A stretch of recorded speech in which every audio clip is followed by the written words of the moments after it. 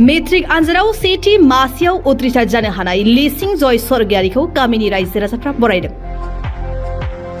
सनितपुर जिल्लानि सिङाव थानाय सा दिकेजुलि हालामनि सुदेमजुलि गामिनि बिफा जेम सरगियारिनि फिसाज्ला लिसिं जय सरगियारिया बावैसो सिगां फोसावजानाय HSLC आनजादाव सेथि मासि लानानै उथ्रिसार जानो हादों।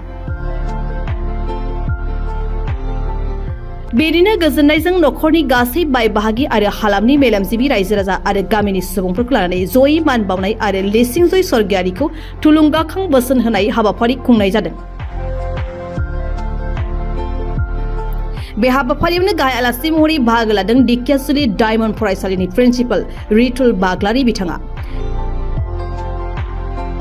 लोगोसे सा दिकेजुलि बर' थुनलाइ आफादनि आफादगिरि शरद बसुमतारी, इउनाइटेड फरम एक्स NDFBनि लेङाइ आफादगिरि गपाल राभा, बाथासिपुर UN एकाडेमिनि गोरायुं लोगोसे गोबां मेलेमजिबि बिथांमोनहा हाबाफारियाव बाहागो लानायजों लोगोसे थुलुंगाखां बोसोन होयो। लिसिं जय सरगियारि बिथाङा देग्लाय बे 2025आव HSLC एग्जामाव एपियार खालामदोंमोन आरो नाजानानै खोब खस्थ' खालामनानै फरायनानै 65% लानानै पास खालामबाय। बिनिनो बिथांमोना खोब गोजोननाय मोननानै रंजानानै थेंक्सगिभिं सेरेमनि बे प्रग्रामखौ न'खरावनो न'खरनि मानसिफोरखौ लानानै लोगोसे गामिनि गासैखौबो आरो फोरोंगिरिफोर स्टुडेन्ट लोगोफोरखौ लानानै बे प्रग्रामखौ खालामबाय आरो बेयाव बाहागो लानानै आं गोजोननाय मोनदों आरो बिथांमोननि बे लिंनायाव आङो गोसो खुसि बाहागो लानो मोननानै रंजानाय मोनबाय। बिथांमोनखौ आङो हामबाय होनदों। बेसेबांसो पार्सेन्टआव पास जादों? बे लिसिं जय सरगियारिया 65% लानानै पास खालामदों आरो कम्पिउटार साबजेक्टआव लेटार मार्क्स मोनदों बिथाङा। साबायखर थाबाय जोंनि बड'सा चेनेल नोंथांनिसिम। बिखेखके नोंथाङा दिनै आंनि बे न'आव एसेबां गोजाननिफ्राय फैनानै जोंनि बे मोनसे हाबाफारि थेंक्स गिभिं सेलेब्रेसन प्रग्राम एबा HSLC आनजादाव आंनि सेथि फिसाला लिसिं जय सरगियारि बिथाङा सेथि मासियाव उथ्रिनानै कम्पिउटार साबजेक्टआव लेटार लाना उथ्रिसारनायाव आंहा जोबोद गोजोननाय थानायलाय दिनैनि बे हाबाफारिखौ आं लानाय जादों। मानोना आं गिबि फिसाला आरो बिनि सेकेन्ड फिसाला दङ। जाहाथे बिदाया जुदि गोजौ थाङोबा फिसाला उन्दैयाबो आवगायलांगोन। आं बेखौ मोनसे रायजोनिसो फोरमायनो नागिरदों। जाहाथे गिबिया आवगायलाङोबासो उननियाबो सोलोङो नालाय।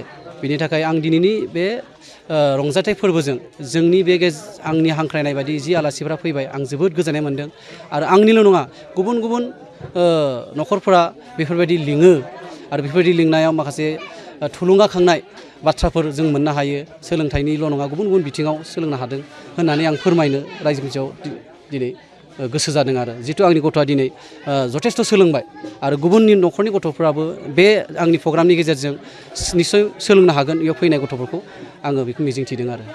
दायो मा आयदायाव? बिथाङा गिबियाव कमार्स फरायनायनि टारगेटमोन ओमफ्राय आंबो हगारना होदों कमार्सआवनो जुदि फरायबा दे।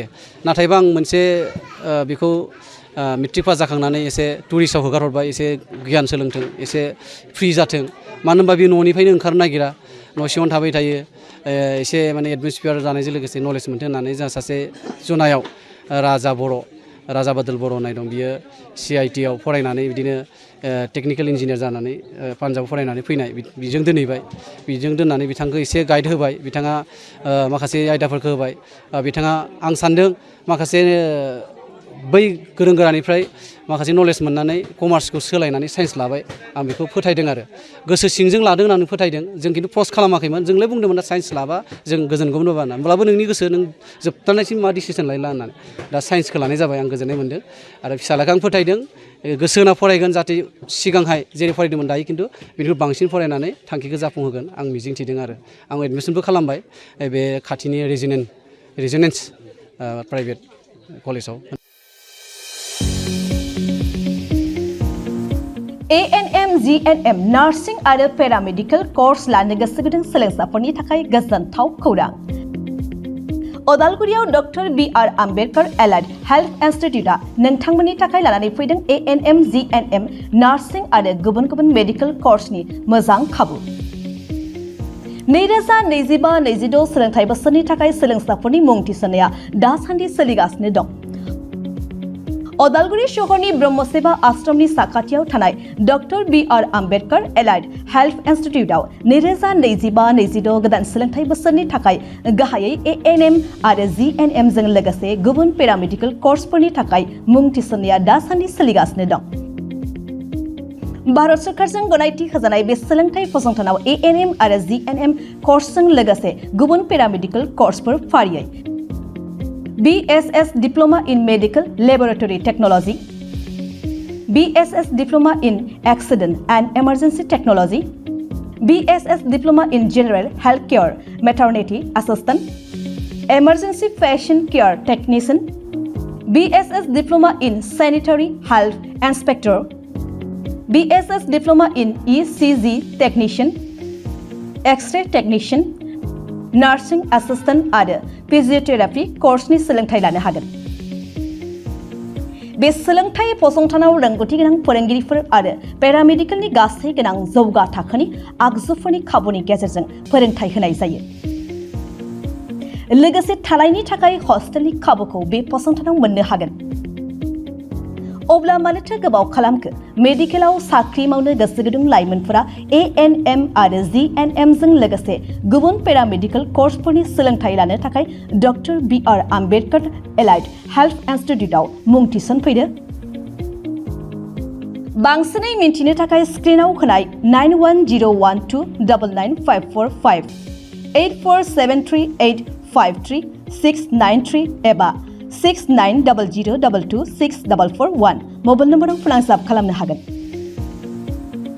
नङाब्ला अदालगुरिनि DC कोर्ट रोड बैग्रिगुरि जोंसार क्लाब PD अफिसनि साखाथियाव थानाय बि.आर. आम्बेडकार एलाइड हेल्थ इन्स्टिट्यूटआव फैनानै थोंजों सोलाद लाफैनो हागोन।